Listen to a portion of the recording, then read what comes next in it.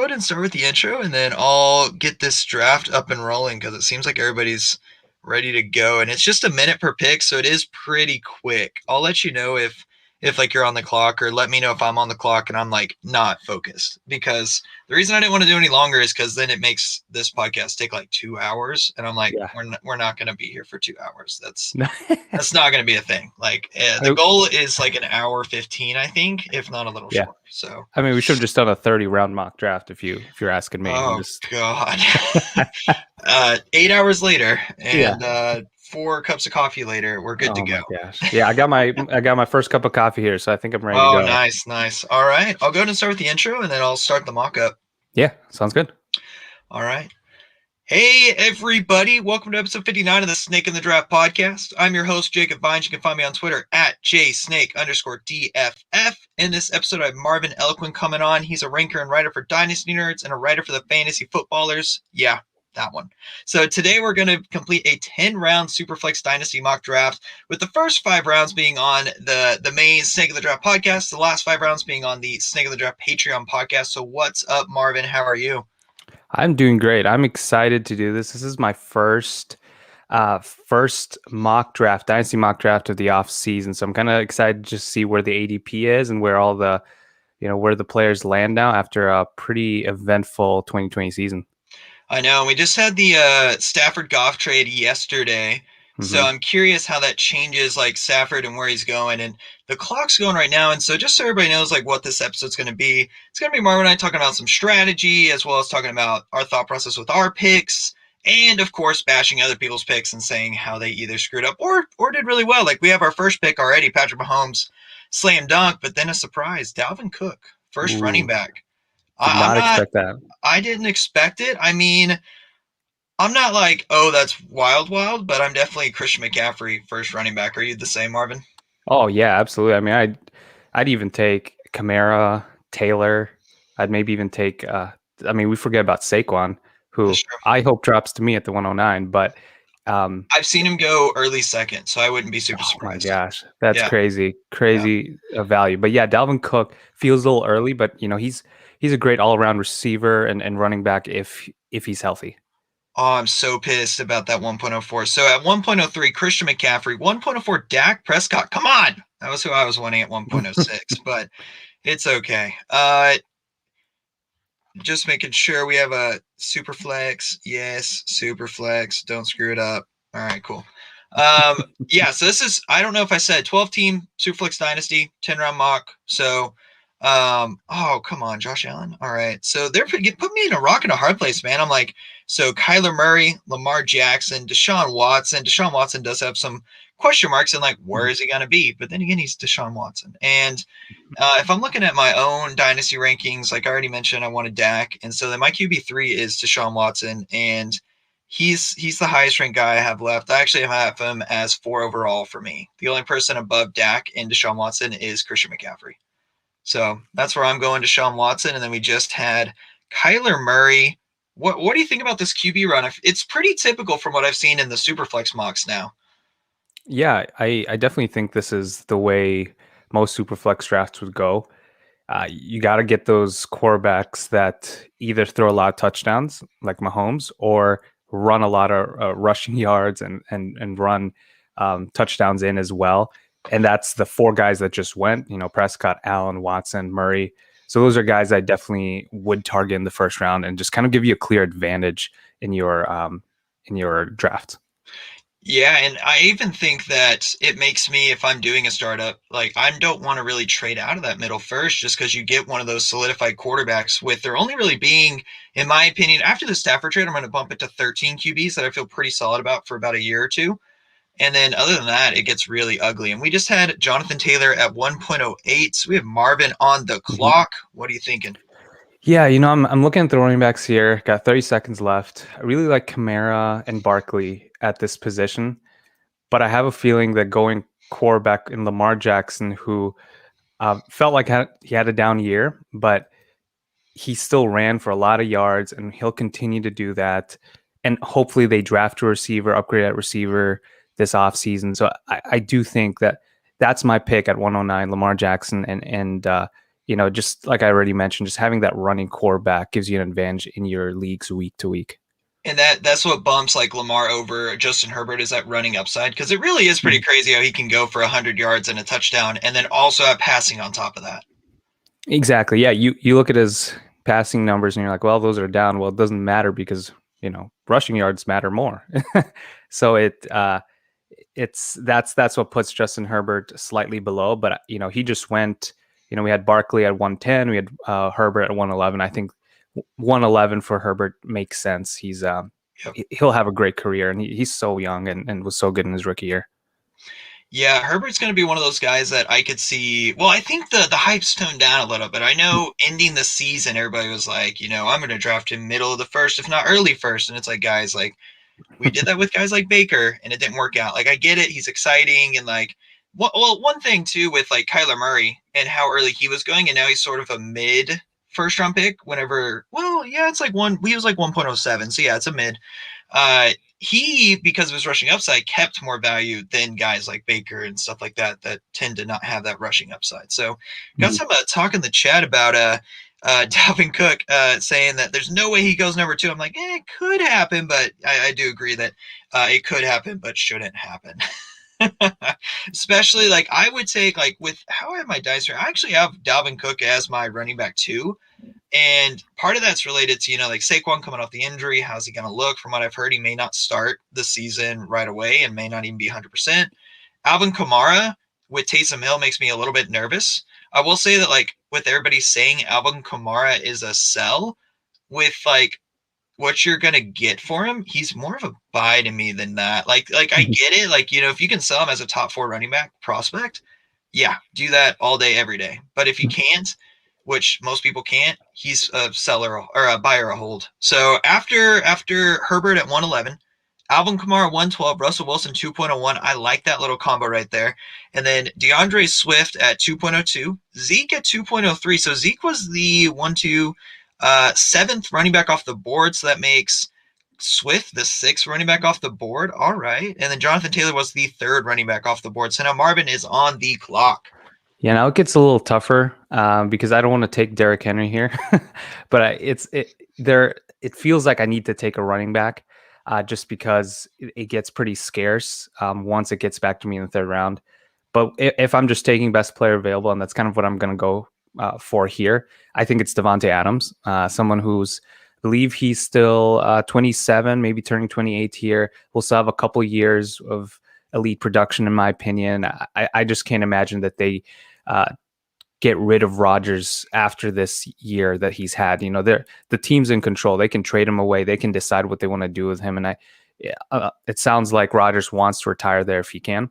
And if he's there for another 2 to 3 years, we talk about that 2 to 3 year dynasty window. Adams could still be a top 3 dynasty wide receiver in that time span. So I'm all in on Adams, and I think that kind of secures my wide receiver 1 position for me for the rest of the draft. Yeah, and even with running back going into like the mid to late thirds, it's pretty nice in that you can get guys like potentially, I mean, Zeke went a lot earlier than I'm used to, like a Sanders or a Jacobs or Aaron Jones, Gibson, those type of guys mix in as well. Those guys go in the middle to late thirds. So I'm on the clock right now. We had Derrick Henry at 2.05, Tyreek Hill at 2.06. Man, this is tough right now because I'm looking at the wide receivers because that's where I want to go right now, and I'm trying to decide. I've been back and forth in my own rankings, like Justin Jefferson, DK Metcalf, Justin Jefferson, DK Metcalf, and it's so hard for me to decide, and like it's seeing that R next to Justin Jefferson on sleeper still makes me like, oh, maybe I should get Justin Jefferson, but I'm gonna stick with my current rankings to go with some DK Metcalf. Yes, he did slow down towards the end of the season this year, and yeah, really like sort of fell apart a little bit. But just with that team as a whole, it's really exciting to me. And DK Metcalf was the wide receiver 7 on the year. I'd be curious in looking at points per game. I can look at that eventually, but went ahead and went DK Metcalf, and then right afterwards AJ Brown. That's another, like, he's in that same type of tier, and that's where like this pick I would want to do like a trade back type of thing, because I think like Justin Jefferson, DK Metcalf, AJ Brown are all pretty dang close. Like, how are you feeling about those wide receivers? Yeah, I think that's where this is kind of my top 4 as well. The 4 guys that just went, where you have a bunch of young guys. Justin Jefferson's up there now as well for me. It's just a great range if you want to draft a receiver that mid-second round in a super flex draft. You have DK Metcalf, AJ Brown, Justin Jefferson. I do like DK Metcalf a little more, but AJ Brown's right there. I'm so torn between those two. I think they're both going to be studs for years and years. Um, it just really depends on which offense you like better. And if you look at the quarterback, I think Russell Wilson's still the better quarterback. So that's why I have DK Metcalf a little higher. And then Justin Jefferson just had one of the best rookie seasons in history. So it's hard to argue against any of these guys. To your point, trading back, if you can get like an extra pick somewhere here, I mean, that would be, you could lock in your wide receiver 1, wide receiver 2, and a lower tier running back potentially. Like that'd be perfect. Yeah, I like that. So we just had Clyde Otolergo as RB, I believe it was 9, which is too early to me. And then Nick Chubb at RB 10.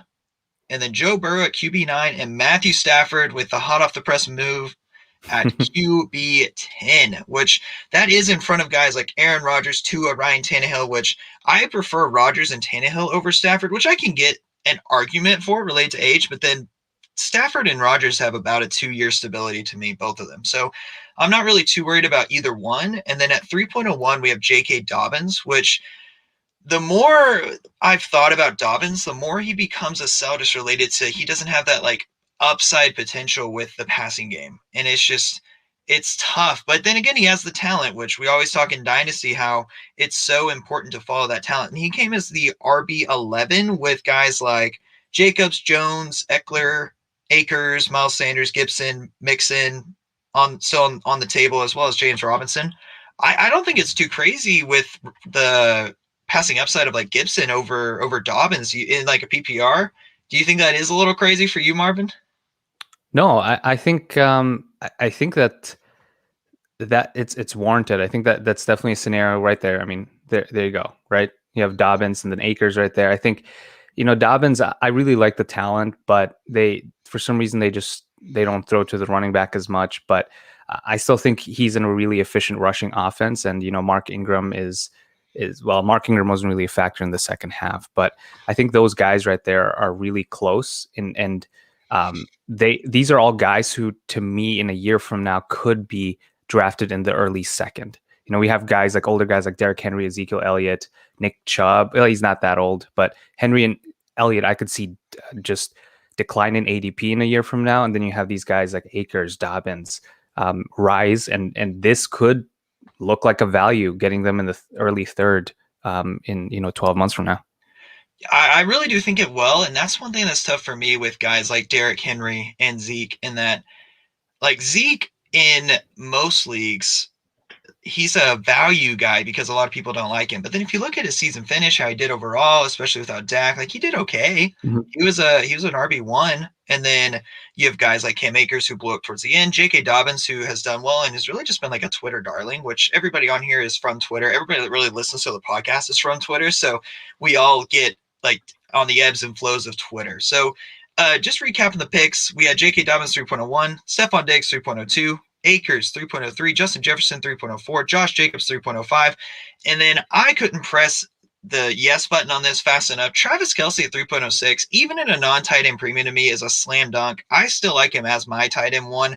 I get the age argument, but I'm not too worried in a 2 to 3 year window.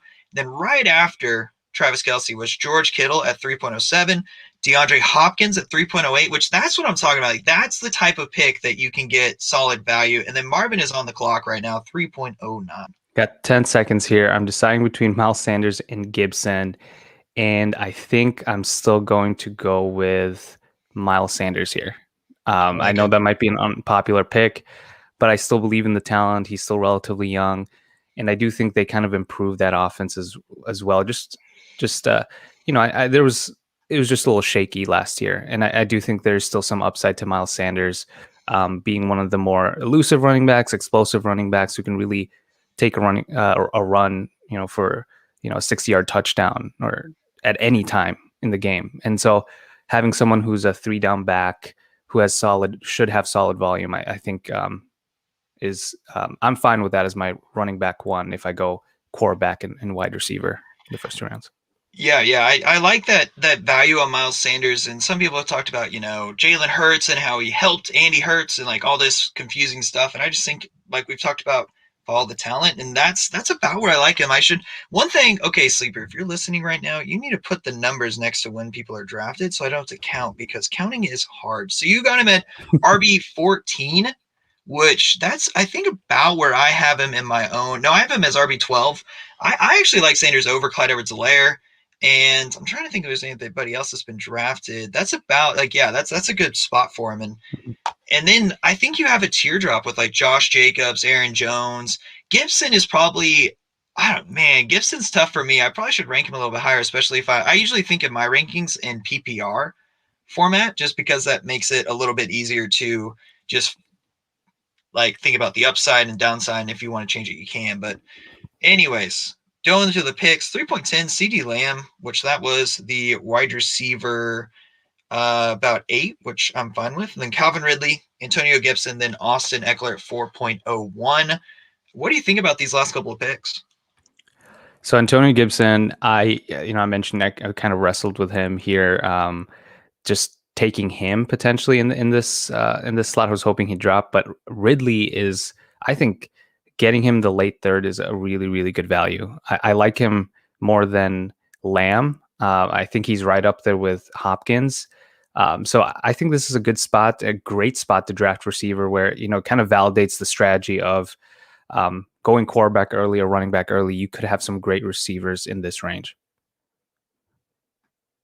Yeah, I agree. And I think one thing in this mock that I'm noticing is, well, actually, I'm gonna let you make your pick before I make any statement because I don't want to change your pick right here. Well, I was, goodness, like they're sniping me here left and right. I was excited to grab T. Higgins here, but he just went right before me. Chris Godwin as well. So I'm looking at the tight end position here. I'm thinking like, tight end is one of those positions where if you don't get one of the top tier guys, you're kind of stuck, and you might be left just scrambling for a waiver wire pickup, even in Dynasty sometimes. Like you never know. Outside of the top 3-4 guys, you're really at a disadvantage if you're going against Kelsey, Kittle, and for me, the next guy is Darren Waller, who's my tight end 3 in Dynasty. I know he's a little older. I mean, older. You compare him, he's close to age and Kittle and younger than Kelsey. For the next 2 or 3 years, he'll be really good. He gets targeted heavily in that offense. I think he just gives you a clear advantage at the tight end position. That it's like a 5-point advantage every, even more, because he's just a high reception, high touchdown guy. So I like that pick, and I'm excited to have him as my tight end 1. Yeah, and getting him in the sort of mid fourth is just really good value. And I'm watching this draft happen, and it's doing what typical dynasty drafts do, in that it's more running back heavy than it probably should be in relation to dynasty. And with the QBs, one thing I was going to say is they fell a good bit, which I do agree that after, I wouldn't include Stafford in that first tier, but really after like Burrow at that QB9, it does drop off into another tier, which for me with the news is like Rodgers, Tannehill, and Stafford. And so then after you drafted Darren Waller at the 4.04, it was Aaron Rodgers at 4.05, who I actually had as my next top QB, Michael Thomas at 4.06, and then Ryan Tannehill at 4.07. I like Tannehill. I think he has, first of all, the stability. He has the talent around him. And we've seen him do it 2 seasons in a row, and he just continues to be undervalued in how people are perceiving him. And after my pick, James Robinson, 4.08. That was with Aaron Jones, Montgomery, Carson, Hunt still on the board, which actually I like that right there. That's about right for me. Joe Mixon right afterwards, 4.09, which again, that's fine with me. That's about where he's going as running back. 18. Yeah, that's about where he's going right now. Which what do you think about Joe Mixon? Actually, I want to hear your thoughts, Marvin, because I am starting to like him more, just related to him having a contract, and we saw him have some explosion at the beginning of the season. What do you think? Yeah, so in actually my most recent video for Dynasty Nerds, I talked a little bit about T. Higgins and why I like him so much. But the arguments for him, I think, can relate to Joe Mixon in that they have the 5th highest projected cap space in the league. They have 4 picks in the first 3 rounds. Joe Burrow might be, just coming in a little just slower into 2021 because of his injury. But we should look ahead. We should in Dynasty, we should always look ahead. And if they build around Joe Mixon, T. Higgins, and Joe Burrow with all that cap space and those draft picks, I think we might just see this offense take that next step, and they could be more efficient. Like Joe Mixon's had the volume for the most part. He's just struggled with injuries, and at least this past year he's had some good games. It's just he wasn't available. So I'm definitely excited for Joe Mixon going into 2021. I think looking at where he's going right now in dynasty drafts, like that could be a significant value, where he was being drafted as a top 10 running back a year ago. It's just crazy how the dynasty landscape flips so quickly. You forget how talented he really is. And I like him at that spot. I think he could be an RB1, honestly, in fantasy. And he's being drafted as a dynasty RB2. Yeah. Low RB2. I know, especially with him getting that contract. Like that's one thing that even like with Alvin Kamara, with people saying he's a sell, and I would agree if you can get the right price for him. But then again, he just got paid. And yeah, you could say, you want to sell running backs on their second contract. But then again, like guys that produce like Kamara, even like Derrick Henry this last year is just, that's who you want on your team. So after Joe Mixon at 4.09, Terry McLaurin 4.10, Aaron Jones 4.11, Montgomery 4.12, and then Allen Robinson at 5.01. I like that pick for him. He's actually was my next wide receiver. And then Mike Evans at 5.02, which I know I'm disrespecting Mike Evans because I'm just like, you know what, that's pretty good. But then he produces just year in, year out. He's just a beast. He's one of those guys that if you just want solid production, just get him on your team. Like if we look at the last, like his career, actually, he was in PPR, he was wide receiver 13, then wide receiver 23, wide receiver 2, wide receiver 17, wide receiver 9, wide receiver 15, wide receiver 11. And then I have him right now ranked as wide receiver 17. Like, and it's just one of those things where I look at it and I still like guys like DJ Moore over him. I still like guys like Amari Cooper still, which he's about to fall like hard. Mm-hmm. Dang it, QB run. Anyways, talking about the next couple picks real quick. Daniel Jones 5.03, Tua 5.04, Tua over Daniel Jones. Come on, guys. Baker 5.05, which I'm fine with that pick as well. And now I have 45 seconds to figure out what the heck I'm gonna do. I have like literally no idea. Probably should go for a running back, but I don't like any of these running backs. I'm going to go for a wide receiver. I do like Keenan Allen right here. Amari Cooper as well. Yeah, Keenan Allen's another one of those guys that he's just like right in that mix, same tier. He's gonna be doing well in general. Even Brandon Ayuk is someone that I should probably have ranked higher as well because he balled out to finish the year. And oh, wait, never mind. That's San Francisco 49ers. Maybe they'll get Deshaun Watson. I got a little excited there about to say Matthew Stafford. You know what? I'm going to go with some youth with Brandon Ayuk because that just sounds like a fun little pick for me. And while I'm at it, a little update to the Dynasty rankings. That's part of the reason I like doing this as well because I'm like, okay, where are these guys at? Like, do you think Brandon Ayuk, I don't think that's where he went here, but like as a wide receiver 15, 16 in Dynasty, that sounds about right for you? Yeah, that's actually where I have him. Okay. I love what he's done. He averaged like 15 PPR points per game, and I pulled a stat the other day where only 8 rookie wide receivers, I believe, have done this over the last 20 seasons. I believe, with averaging more than 15 PPR points per game. And now you have Brandon Ayuk and Justin Jefferson joining that list. We love Justin Jefferson. Everyone's raving about him, drafting him early, and Brandon Ayuk was right there in production. Now, I know Kittle and Debo were injured, but still, that he took the opportunity and ran with it, and that's what you want to see from a rookie receiver, regardless, right? He produces on it. Like volume, you can always give any receiver volume, but if they can produce on it, that's a different question, and that's clearly what Ayuk did. And he's young, and just like you said, the wild card there is Watson. If he goes to that team, his ADP is going to skyrocket. So get him now while his value is like wide receiver 20, wide receiver 25, maybe in ADP. I mean, he's someone I'm trying to target. Yeah, I really like that. And someone just posted, am I doing an intentional no RB? I'm not. It just seems like that's how dynasty drafts just have fallen for me with startups recently, just because running backs get pushed up way too much in my mind. It does make me want to, like, in the second or third round, get one of those running backs. But We're about done with the 5th round right here. I'm going to do the recap of the last couple picks. So we had Amari Cooper, TJ Hawkinson. Marvin just got a great pick with DJ Moore right there. In honestly, the 4th and the 5th round, I feel like are where we see value in Dynasty right now. So if you can move back, get an extra 4th or an extra 5th, like do that all day. Jalen Hurts, 5.10. I honestly don't mind that pick too much if you're going for upside. I'd probably rather wait and get someone like a Kirk Cousins a round or two later personally. But then again, what do you think, Marvin? Yeah, I think Jalen Hurts he's really, really intriguing. It's tough to value him right now because the front office and that coaching staff, they just go back and forth. They're saying, okay, well, we like both of them. And I really hope they just make the decision for us. But in my opinion, though, if they make that decision and they trade Wentz somewhere, right? I think this pick right here I don't know what QB number this is, but it's like 15, 16, something like that. I think that's a value. I think that'll go up once he's the clear cut QB1 for that team. And like you said, it's just what he brings to your fantasy teams, that rushing upside. And we drafted some of those guys early because of their rushing upside in Murray, Watson. Hurts could be just as productive, and we saw that in the limited time in 2020.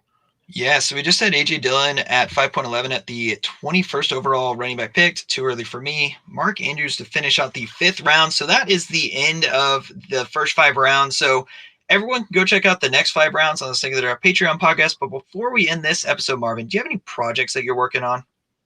Yeah, so I'm currently working to release several rookie profiles for the fantasy footballers.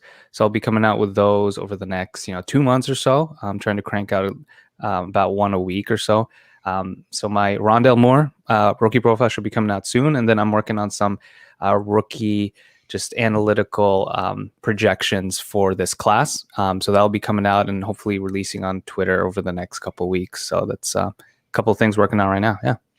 Awesome. So everybody be on the lookout for those. Always a good time checking out Marvin's articles and threads on Twitter. Definitely deserves a follow at FF_MarvinE. So thank you for coming on, Marvin. If you do want to listen to the last 5 rounds, rounds 6 through 10, make sure to become a Snake in the Draft Patreon for as low as $1 a month. Again, thank you for all your support, and make sure to subscribe, rate, and review the Snake in the Draft podcast or listen on podcasts. Thank you all for tuning in. Let's be snakes this season. And by this season, this off season, everybody, this off season. All right, so I'm going to do a quick intro into the Patreon one, and then we'll just get straight into it. It'll be the same thing. Sounds good. All right. What is up, everyone? Welcome to episode 8 of the Snake in the Draft Patreon podcast. As you know, I'm your host, Jacob Vines. You can find me on Twitter at jsnake_DFF. And today, you're going to listen to part 2 of our Super Flex Dynasty mock draft with special guest Marvin Elequin. So strongly recommend checking out part 1, which will be released a day before part 2. But, before we get talking too much, let's go ahead and just get right back into where the picks are right now. So just to finalize the last 3 picks of the 5th round, Jalen Hurts 5.10, A.J. Dillon 5.11, Mark Andrews 5.12, Keenan Allen 6.01, Noah Fant 6.02, Chase Claypool at 6.03. Marvin is on the clock, 45 seconds. What are you thinking with your 6th round pick? Yeah, so this pick is interesting because I really want to take a running back because I only have one running back here in Miles Sanders. But I think the value with Kenny Golladay is a little too good to pass up for me.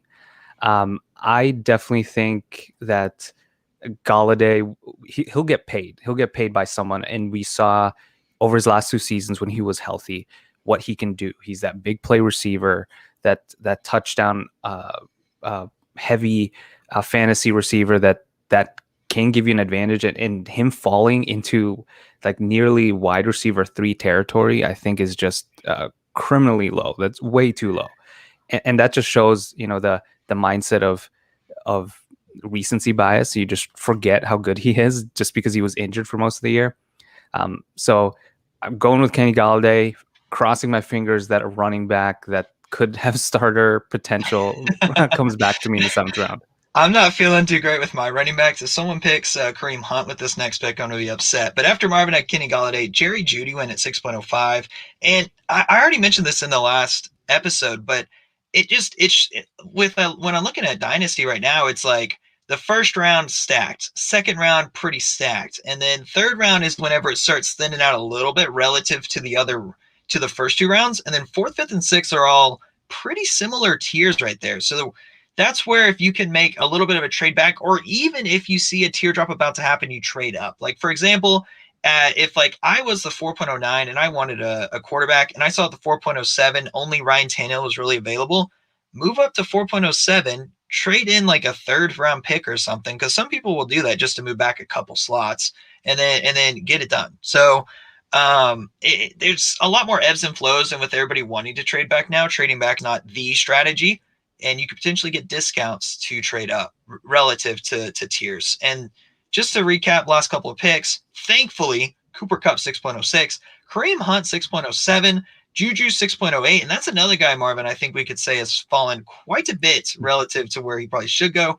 Then Deontay Johnson, I like Deontay Johnson over Juju personally, but Deontay Johnson 6.09. A lot of it is up in the air with Juju because we just don't know yet, and that's part of the reason I don't personally like doing startups, like actual startups right now. Yes, you can get values, but at the same time, you can also be completely screwed. Like if you, for some reason, like I did last year, draft Kerryon Johnson way too early, and then DeAndre Swift is drafted, and you're like, man, I really should have known better. But then again, live and learn. So what do you think about Kareem Hunt at 6.07? He was AJ Dillon was drafted before him. Like, I know you're a Packers fan too. So what do you think about that, real quick? I like Dillon. I think he'll be good if he receives the volume, but I can't draft him at the 5'11" or in the fifth or even sixth round because that just seems too early to me. They could sign Aaron Jones to an extension tomorrow, or actually I don't know if they can still do that, but they could sign him re-sign him in the off season, and this pick could look terrible. It's just too much of a risk to me. Where Kareem Hunt, your pick, I like him a lot because we saw that he can coexist with Nick Chubb. He's still relatively young. He's on a decent contract where if they decided to not re-sign Nick Chubb because he's entering a contract year here in 2021, Kareem Hunt could be the guy the year after that. And we know he can produce with the volume. We saw that this year. So I like that pick. It's a sneaky pick. I think he's one of my favorite just like mid-round running backs to target in Dynasty, in redrafts. He's just always going to be a value, but he'll always be a flex running back at the worst, in my opinion. Yeah, I agree. And there's also some guys that we'll definitely get into with like middle round. Like we just had Chris Carson drafted at 7.02, and I think he can have sneaky upside, but at the same time, a lot of it depends on landing spot where he ends up. I'd even throw like Leonard Fournette in that discussion because he's going to go. I don't even think he'll be drafted in this first 10 rounds. I think he's more of a 12th, 13th round startup pick in Superflex, especially. So there's a good bit of running backs. I'm not going to mention any others because I don't want you sniping me, Marvin, and me with my only one running back being very sad. But after Deontay Johnson, DJ Chark 6.10, Adam Thielen 6.11, Will Fuller with a little bit early for me at 6.12, especially with the injury, and he's a free agent, right? He is, yeah. Okay, so yeah, there is upside. I don't know, man. With Deshaun Watson as your quarterback, you can't really go anywhere better, in my opinion. It'd be really hard. I could say your Packers. That could be a fun one. But then again, you're dealing with the number one wide receiver on that team with Adams, which could be helpful. But you just don't have that. I feel like you don't have that middle wide receiver one upside that he probably did have on the Texans, to be honest. And then 7.01, Dallas Goedert. 7.02, I already mentioned Chris Carson. 7.03, Robert Woods, which that's a sneaky pick, especially with Stafford being added. 7.04, Marquise Brown. I'm not a huge fan of that pick, especially with like Julio Jones still being on the board. Personally, I'd rather have Julio over Marquise Brown. And then Tyler Lockett, 7.05. Man, everybody's giving me some hard choices right here. I'm like, do I go? I'm up now, 7.06. And we'll recap our picks after this one. But like, do I want to go wide receiver? Do I want to go quarterback? Like, I always like going quarterback heavy. But then again, at the same time, I need guys. Like I need other positions because with how this league's set up, it's start 3 wide receiver, 2 flexes. But I think I'm gonna have to. For me, it's between Julio Jones because Tyler Boyd's already picked, right? Or is he still out there too? He's still out there. What the heck? Tyler Boyd, Julio Jones, Cortland Sutton, and honestly, okay, I'm gonna go with just make the pick. Kirk Cousins. He's someone that I think is pretty consistently undervalued as quarterback, and seventh round value for Kirk Cousins to me is pretty good, especially with like the guys I still have in his tier is probably Matt Ryan and maybe Goff. Maybe now. I think I still would have him in the tier, but it's a little bit rough. So what do you think about that last run of guys? And I don't know if I mentioned Tyler Lockett 7.05, but how are you feeling about that? Andrew on the clock. Yeah. So, Snipes. oh my gosh. Yeah. So I definitely agree. There's kind of this mini run on quarterbacks here where the tier does drop pretty significantly after. But I'm going to risk it here. Actually, I'm not going to risk it. Gotta I'm be not going to. patient. Yeah, I was thinking, I could wait at quarterback, but then I'm realizing that the next three teams they only have one quarterback as well. Smart. And the one guy only has Jalen Hurts, so I'm guessing he's going to grab someone here. And so if I had to take a look, 20 seconds, you got Jared Goff, who I think will be just fine in Detroit. Depending on who they bring in at receiver, they do have a bunch of free agent wide receivers leaving the team potentially. And he kind of is that next. He's kind of the end of that next tier for me, so I think I'll grab him here. Because I then like that spot for him. you have a lot of guys who have question marks now, right? You have Carson Yep. Wentz. I'm guessing he's going to start. That's my assumption, but we don't know where or what team. Tom Brady's getting older, though he could play for another 10 years. We don't know. Derek Carr he's been solid. I think he's one of those guys similar to Kirk Cousins, slightly underrated, but continuously just producing. And then you have Drew Lock, Sam Darnold, Taysom Hill. Like I just don't feel confident about any of those guys. So just getting that second quarterback now, I feel good about that. And hopefully these guys scramble for quarterback and I can get another running back at the turn. I think that's going to start happening because this is around the time when most of the mocks I'm in, or even startups, that this is when people start getting a little QB panicky because they see they only have one. They see other people like me have three, which I think I have the most. And even then, like I could have in the second took like Burrow over DK. I don't think that's too crazy. But at the same time, if you realize who you're with drafting wise, then you're just like, okay, I'll just go on to the next one. But let's do a recap of our teams. So we'll start with mine. I picked Deshaun Watson, then DK Metcalf, Travis Kelce, Ryan Tannehill, Brandon Ayuk, Kareem Hunt, Kirk Cousins, Marvin, Lamar Jackson, Devontae Adams, Miles Sanders, Darren Waller, DJ Moore, Kenny Galladay, and Jared Goff. I will say I feel better about my team having a top end tight end. Honestly, I'm just like, you know what, this will be fine. I just got a 5 point advantage on most everybody. Like this is great. Yeah, it's one of those set and forget Yeah. type of players in a line on a position that you really need that, and that's it's awesome to not have to scramble and like think, do I take Robert Tunyon here or do I take Cole Kmet, Jonnu Smith, any of those guys later when you're trying to fill up your wide receivers and running backs? If you grab Waller, Kittle, Kelce, maybe even Hawkinson, I think he'll be fine even with Goff there. Then you're just, and Mark Andrews, can't forget about him. You're done at tight end. You have your tight end as long as they're healthy, and I think that really shapes up the draft really well for you and for me, since we both Yeah. went tight end early. Yeah, I agree. And sadly, which two really good picks by the Ooh. guy drafted at 1.12. Oh man, that's rough. So we had 7.12, Cortland Sutton, who I was queuing up to pick real quick. Laviska Shenault at 8.01. I like that pick as well. And then Melvin Gordon, who I would say was the best running back available at 8.02. And then we did have an auto pick with Zach Moss at 8.03. I don't think he's going there. I think he'd go in the 12th round or so. So now Marvin is on the clock. I know he was running a running back. Is there a guy you're looking at right now? The guy I was looking at was Melvin Gordon.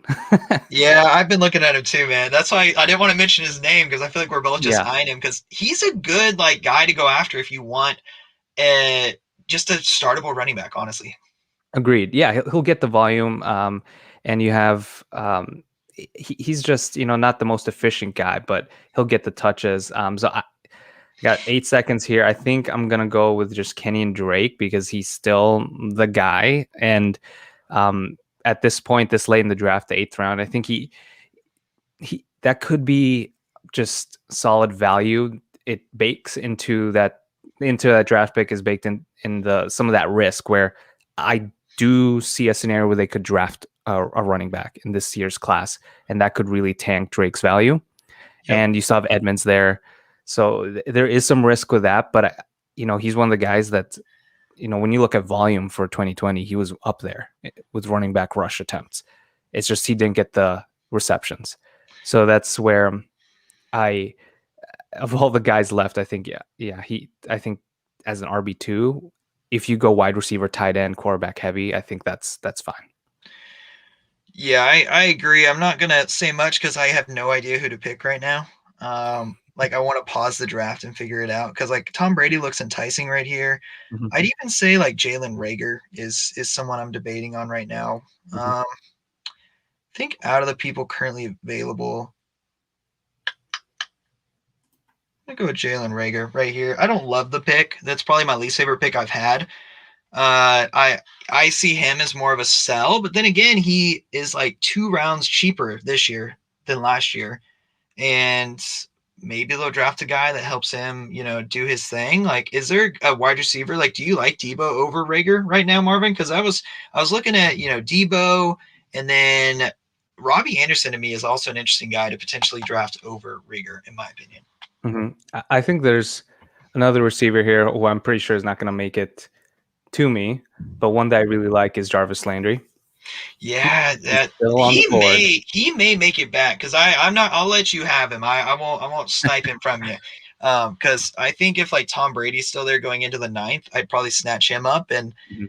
uh, it's just gonna be like, oh man, I don't know, man, because I'm looking at these running backs, and we have it to where it's like the best one is Ronald Jones in my opinion, and then James Conner. I'd say Leonard Fournette probably has a decent amount of upside in relation to the other guys remaining. Raheem Mostert, Gaskin, David Johnson. Those are some interesting guys, but that's like it.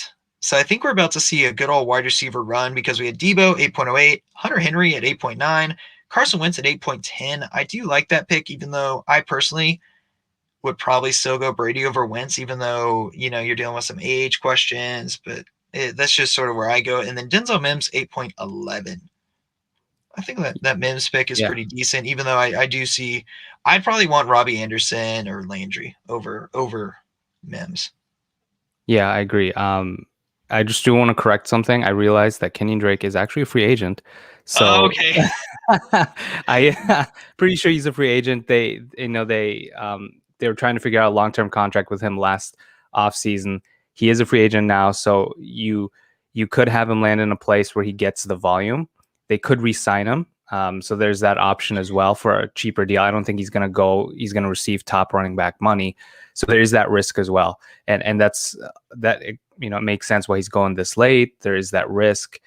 But he still could be someone who gets paid, and you always chase the money here. Melvin Gordon wasn't someone who I loved heading to last season, but he got paid and was used heavily in that offense. So that could also happen for Kenyon Drake. But yeah, this is this area where I would prefer, if I had to redo this draft, I think I'd prefer to go running back heavy a little earlier. And I know that's what a lot of teams like to do, Mhm. dynasty players like to do, but you really see the value at wide receiver here where you talked about Denzel Mims, who I think Mims has some upside. Michael Pittman. I already talked about Jarvis Landry. Like there's a lot of guys here who could be wide receiver 2s and 3s where, instead of taking Galladay or Would you DJ go like Moore, Hunt? Would you go Hunt? I could have gone Hunt. Yeah. Yeah. And that gives you then someone who at least has secure touches and solid touches. And Melvin Gordon's kind of that last guy for me in this run Yep. who really has that workloads that's safe. Um, and yeah, it just gets really dry at running back really quickly. Yeah, it really does. And it's like tough for me though, because I look at our first 4 rounds and I'm like, there's not anything. I wouldn't change anything because, I had Watson, Metcalf, Kelsey, and Tannehill. And then Mhm. you went Jackson, Adams, Sanders, and Waller. And then after the fourth round, running backs just dry up. That's just like what happens. But my thought process is I'm not going to reach on a running back. I'm going to instead get a guy like a David Johnson in round 11 or 12, Mhm. a guy that most likely will be the starter. And I know the Texans may not be that fantastic, just pending if they lose to Deshaun Watson. But still, it's like those type of guys are who I'm, or even like a PPR guy like a Hines or even a Cohen going into next year. Like those are the type of guys. Gosh, dang it. Ronald Jones. That's who I was eyeballing. But just those type of guys are who I think can still work. And I'm not the type of guy to start reaching for players. I'd rather go QB heavy and move a QB like Kirk Cousins for someone like a Joe Mixon once people are disappointed with him. Like those are the type of moves I think you can do, and it's not going to be that like off the wall crazy. So I have 30 seconds to make my pick. Again, don't really know who I want. I think I do because I mentioned his name like 3 or 4 times already, Robbie Anderson. But also with like guys like Evan Ingram still being on the table, that's like still interesting to me because I think that he has like some decent upside going into the next year. And then again, am I just going to keep punting, the running back position? I definitely am. That's not even a question. So I'm going to go Robbie Anderson right here. I think that he's going to be a guy that's pretty decent value going in the offseason because everybody's going to, project, because we want it to happen, DJ Moore to take over. But I still think it could be Robbie Anderson pretty equal in being the value guy. Yeah, and Curtis Samuel could be on a different team next year. Yeah. So that's I think it was like 7 targets a game that Robbie Anderson that could go to Robbie Anderson, DJ Moore, and both guys could then just be more fantasy relevant. It was interesting to see that all Panthers receivers, those 3 guys, they all average around 14 PPR points per game. So they all were fantasy relevant, and they kind of capped each other's upside. So I definitely like Robbie Anderson here, where we saw early on in the year that he could be a high floor receiver with some upside. I mean, he had games with, double-digit targets. I mean, that's what you want in a receiver. And, you got him did you get him as like your wide receiver 4? I mean, that's a great flex option right there. Yeah, and I even was debating on him over Rager. So it's a very interesting type of move. And I will say one thing, like always make sure you have at least 4 to 8 hours in your startup picks. Like don't do a quick one or anything. It's just not worth it. It gives you plenty of time. You can think through it. You can talk to different people. So also just recap the picks: 9.06 Robbie Anderson, 9.07 Taysom Hill, 9.08 Drew Lock. I think those are 2 okay picks. I'm not like, I think the Taysom Hill pick's actually sneaky. I think it's sneaky.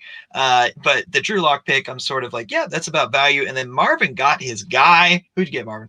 I got Jarvis Landry, the wide receiver 1 for the Browns. It's not Beckham, it's Jarvis Landry. And it depends on what they do with Beckham. It sounds like they might move on from him, and the offense just flourished when Beckham went down, which is really odd. And Jarvis Landry was the guy. I mean, he was producing really good numbers for the back half of the year. And looking at like from week 12 to 15, he didn't play in 16. He was just producing double digit, 20 points, above 20 points in per game. I mean, that's what you want in a flex receiver who has that upside, high floor, high reception. And Baker Mayfield took a step forward. I kind of like that as well, just being tied to a young quarterback. Yeah, Baker's one of those guys that he was like way up and then he dropped down and then now he's more middle of the road, sort of with that Goff tier. So yeah, I like that pick. And I love how we were talking about him. It was at like 8.07 and you're like, I don't think he'll come back. But Jarvis Landry, I think it's like Robbie Anderson, Jarvis Landry. Oh, Mooney, that was a sneaky pick, actually. That's a guy that I think is going to start going a little earlier, just related to age. But those are 2 guys with Landry and Anderson that are, quote, vet values, in my opinion. So we had, Marvin, Jarvis Landry, 9.09, 9.10, Henry Ruggs, 9.11, Jacob Eason. That's way too early. That's way too – I'm not a fan of that pick, especially with who Marvin just drafted. Darnell Mooney, that's a guy that I do like at 9.12. Cole Kmet, 10.01. A little bit early, I'd rather have Ingram. Curtis Samuel, 10.2. Evan Ingram, 10.3. Teddy Bridgewater, who Marvin picked, 10.04. Devontae Adams, 10.05. What do you think about Teddy Bridgewater going into this next year, Marvin? I like him if he's the guy. That's a great point. Yeah, I mean, if he's starting, you draft him. You got to draft him. But that's the thing. It's they're potentially interested in Deshaun Watson. They were interested in Stafford, who's now going elsewhere. But if they were to draft they could draft a quarterback or trade for a quarterback, there's some uncertainty with Teddy Bridgewater. Obviously, like he just loses value. But if Watson were to be traded there, I think Bridgewater would go to Houston, and Teddy Bridgewater is just fine. He has a little bit of that, a slight rushing upside as well. He likes to run the ball every now and then, and he's just a solid quarterback. And if he remains with Carolina, I just like that team as a whole with all the weapons that they have and that offensive system that they have there with Joe Brady, who hopefully is the OC and remains the OC there.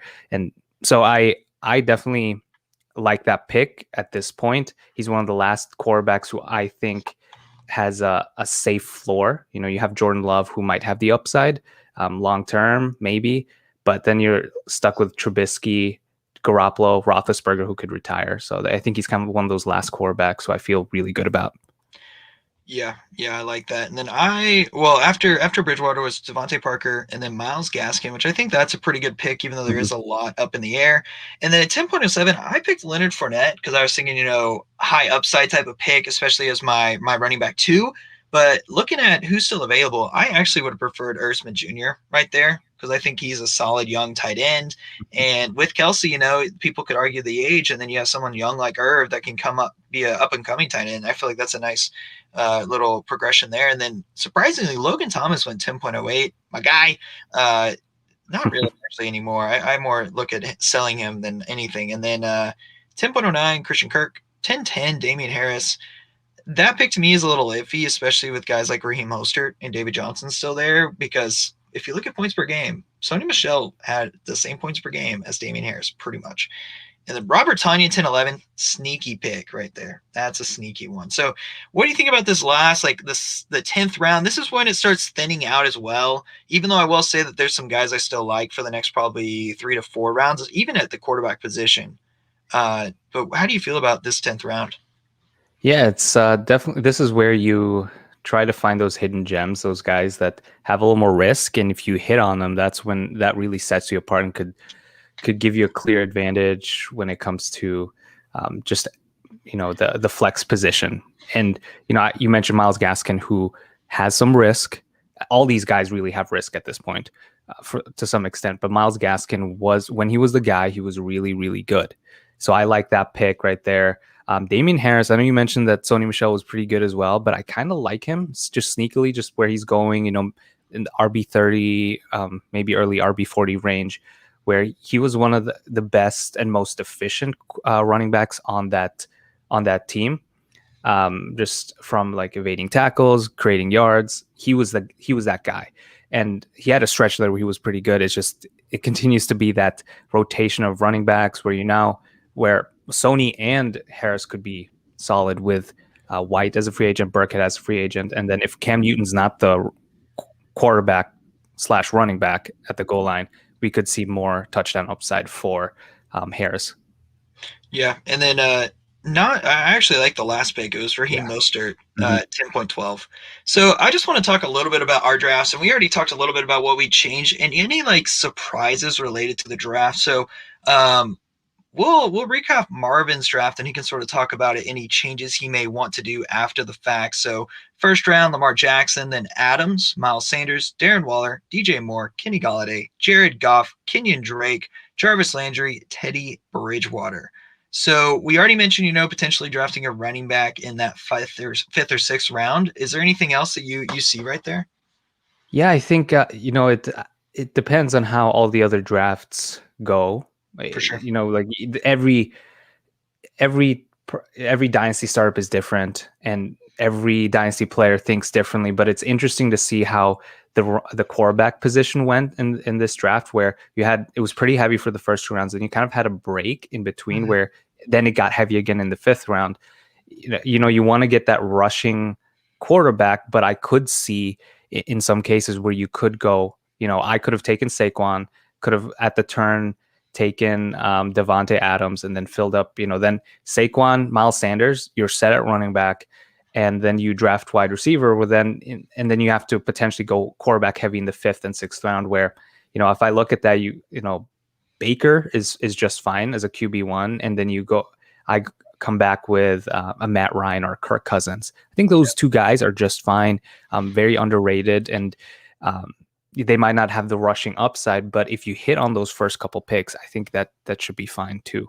So, what do you think about your draft? What would you change, or what are your thoughts? Yeah, so or actually real quick, going off of the point you just made, and I think there can be like a almost like a modified QBX strategy in that you go like QB early, like with at least one pick, Mhm. and then you do wait until that those guys like the Cousins and Ryans and Bakers, are there because they're not that much different than the other guys that are just picked above them like by a couple rounds, honestly. Like to me, the difference between Kirk Cousins and guys like Baker and Tua and like even like Daniel Jones, I like Kirk Cousins better, Mhm. honestly. But there's like not a difference in that you get like a 2 round discount. So it's you can definitely get your 3 to 4 starting quarterbacks, or even like Tom Brady, who was drafted in the 9th round. Like that's decent value. Yeah, he could retire, and that's why startups right now are very but we'll know more going into May, which is when I recommend doing startups. But with my draft, first round, Deshaun Watson, DK, Travis Kelce, Ryan Tannehill, Brandon Ayuk, Kareem Hunt, Kirk Cousins, Jalen Rager, Robbie Anderson, and Leonard Fournette. So some people may think, oh, like he obviously would have wanted to draft more running backs. I really liked my first 5 rounds, actually the first 7 rounds, just because of how it landed. And I got lucky that no one snatched up Kareem Hunt. Because yeah, if you Marvin would have picked Kareem Hunt up, I would have been in I would have been screwed. Like there's no way like I would have had to like reach on Chris Carson potentially, that's probably what would have happened. Someone like him, or even no, I would have rather had Melvin Gordon over Chris Carson right now, just with knowing a little bit more about situation. But uh even like Brandon Ayuk at 5.06 was very interesting for me just to sort of think through it on the fly, just because he really did like blow up towards the end of the season, potential of a new quarterback going in, and well, honestly, a better quarterback in general, because I think we could all agree Jimmy Garoppolo is an upgrade over what they had at the end of the season. So that was an interesting one for me. And Jalen Rager at 8.07, I keep looking at who is available like around him, and I'm like, I mean, it's all just Like maybe going Ronald Jones there could have been a good call, just because you get your flex worthy running back. And then Robbie Anderson, I was fine with that. And then Leonard Fournette, that was one, I said I'd probably go Irv. But yeah, it just felt like the draft sort of fell the way that I expected it to, and that everybody goes running back heavy. I end up fading running backs until I get a middle tier running back, and then I get a quarterback late-ish and then hit wide receivers.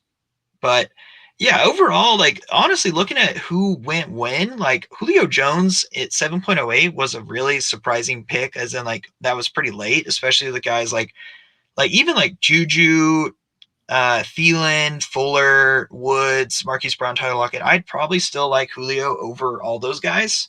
It's at least a good discussion. Is there anybody that you saw that was either way too early or too late?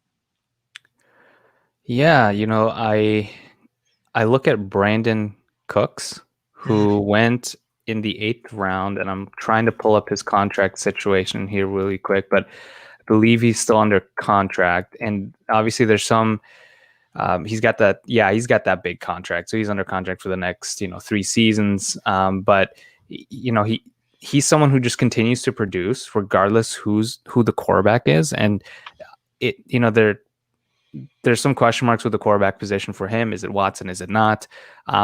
But I think he's someone who, him and Beckham Jr. there in the 8th round. I think those guys kind of went later than I would have anticipated. mm, It's tough. I mean, the guys that went ahead of him, Marquise Brown.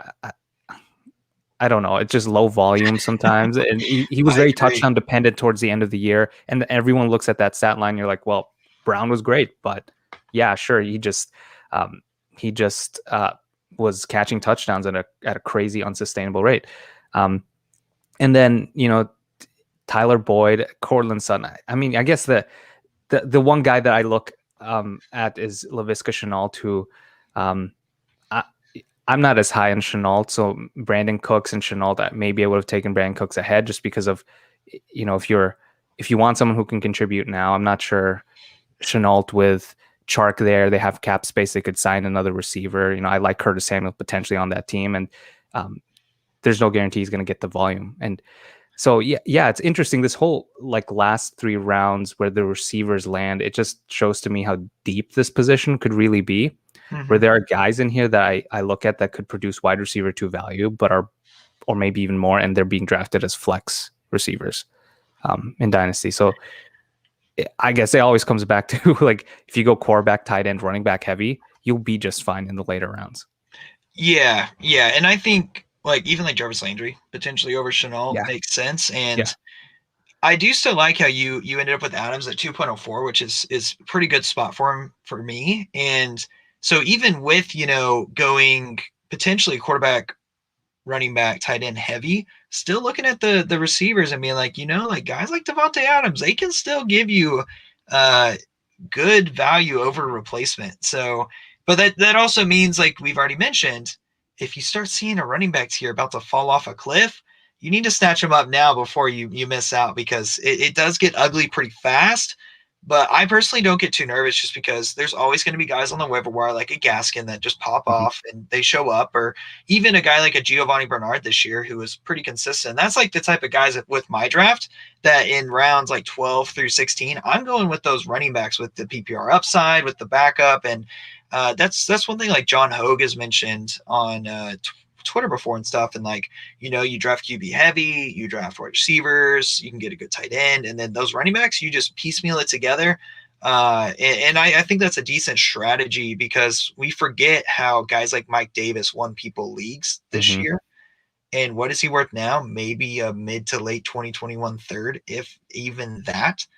So it's just, there's honestly, there's so many different ways to make a team, and I feel like we both honestly went like late round running back, but it's because everybody else just went so early, and I'm not about to reach on a guy like, I think Cam Akers went a little late, to be honest, compared to where he's gonna probably go. Mhm. But like guys like a Josh Jacobs or a Mixon or a Montgomery, like I'm not gonna reach for him. I'd rather get an exciting guy like a T Higgins, or a slept on guy like Chris Godwin. Yeah, I definitely agree that we talk about how you need that advantage of running back, but first and foremost, do not reach. Like, don't ever reach for a running back just because you need one. And maybe in the later rounds, like eighth, ninth, 10th, 11th, 12th, you realize, okay, I need a running back. Let's try to fill up that spot. But early on, grab the receivers that bring you the most value. Grab the quarterbacks if those guys are falling, because you can always trade for a running back later. If you grab quarterbacks early, which I think you did. I mean, you grabbed quite a few good quarterbacks there. You can always trade one for a running back, because there's going to be a team out there like the one that drafted Jalen Hurts as his QB1 who could be looking for a quarterback, and he might be willing to trade, a wide receiver or running back for a starting quarterback. So go with the guys and go with value. Yeah, and even like quarterbacks, there's quarterbacks that you can start and get off the waiver wire too. You just definitely, if you're getting guys off the waiver wire, they are going to be a tier below guys that are normally starting. And one thing in Dynasty I want to get a lot better at is really being in tune with the waiver wire, so you don't miss out on guys. Like, for example, like James Robinson. I didn't get one share of James Robinson this year. And I'm like, how did I not notice in one league that I should add James Robinson? Like, how did that not happen?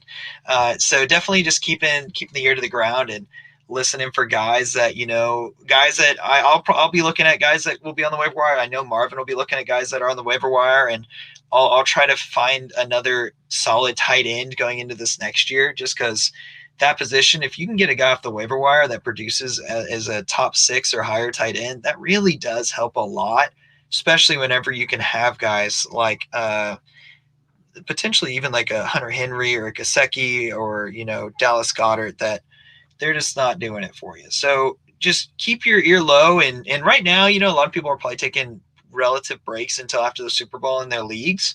So, but once the Super Bowl's over, start sending some trades out. See if people are ready to overreact or underreact related to what people are doing. Do you have any advice to finish out? Do you have any advice about like strategy to like go to maybe in the off season on how to potentially find decent free agents, or even just how you like to set up trades and stuff real quick? That's a big question, I know. No, it's a good question. I mean, that's how you win your leagues, trying to figure out finding those gems on the waiver wires and and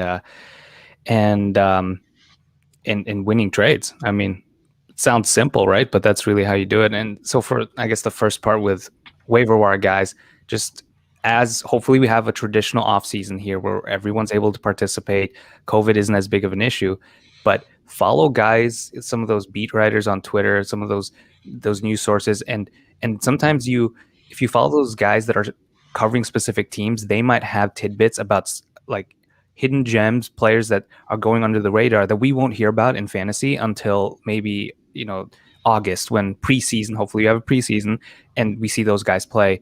You might be able to read an article where they're talking about Miles Gaskin last offseason, who was under the radar producing in the offseason and playing well and impressing coaches. And then sure enough, he had a role come week one. You could have grabbed him earlier. And I remember in some of my leagues, some of the savvy players, they grabbed him early. You could be one of those guys if you just listen in and continue to learn and try to find just different tidbits from different reporters, analysts out there. Just continue to learn and listen in. And as far as trades go, I definitely think, I know like waiting until the Super Bowl, that's when it gets pretty active. But right now might be the time to just see if recency bias is kind of just very heavy in your leagues, where guys that disappointed, like Kenny Galladay, Cortland Sutton, guys who didn't produce as much, but are still very, very good receivers and very young. Take advantage of those guys right now that might be lower in value that shouldn't be. And I think there's still risk with all of that because we don't know where they're gonna, call it Galladay, where he's gonna land. Certain running backs, a new rookie could come in and change their value. So keep that in mind. But now could be the time when you trade for guys where and trade away guys at a value that could win you trades when you look 3 to 4 months from now down the line. So just continue to stay active and continue to listen to Jacob and his advice and all the articles that he comes out with, and just to everyone else, just continue to learn. And because the offseason never stops, like you shouldn't ever really take a break from Dynasty because there's always new information that comes out every day. Yeah, that's a great point. So we'll finish up the episode right here. In the main podcast, you mentioned how you're doing some rookie breakdowns for the footballers. Is there anything else that may have come to mind for people to check out? Obviously, follow you on Twitter at @FF_MarvinE. Definitely, strongly recommend that. Anything else, Marvin? No, I think that pretty much sums up what I'm doing right now and the things I'm focusing on. But yeah, I'm always willing to talk things out on Twitter. If my DMs are always open. So if anyone has any trade questions or anything like that, I know Jacob, you're always available. So definitely reach out to us, and we're always happy to help and hopefully lead you guys to a Dynasty championship. That's 100% the goal. So thanks everybody for listening to episode 8 of the Sync of the Draft Patreon podcast. Really excited to grow the Patreon account. And again, this is Marvin's second time on the Patreon podcast, actually. So thank you again for coming on, Marvin. And we'll have to do another one of these later on, maybe in like May, with actual rookies involved after their landing spot and draft capital's all known. Because I feel like that makes the draft even deeper potentially, which sounds crazy with, you look at the first couple rounds and you're like, dang, we'll add like 3 guys into there. That's pretty wild. So anyways, thanks for listening. And, let's keep going on the off season. Always be looking to making moves, and hope everybody enjoys the Super Bowl.